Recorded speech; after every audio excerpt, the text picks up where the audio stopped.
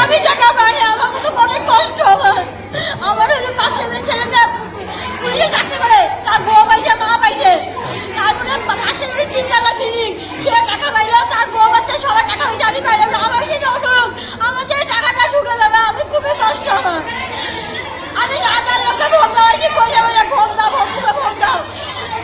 আমি সবাইকে বলছি ভোট তো তুমি যাও, জিতবা, জিততে পারো। আপনার পাশের বাড়ি যারা চাকরি করেন তারা পাইছে? বলছি তো বাবাটা বললে গৌর ঘোষ।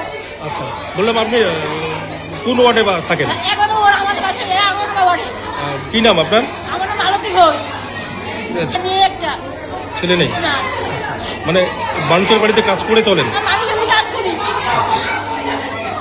পাইলো, তারপরে পাশে 3 তলা বিল্ডিং, তার দুই বউ পাইলো, মেয়ে পাইলো। তাহলে আমি কেন পাবো না? আমি লোকের বাড়ি কাজ করি, খুবই কষ্ট আমার। আমার মতো কষ্ট কেউ নাই, আমি কেন টাকা পাবো না বলে? আমার কান্না পাবে না বলে?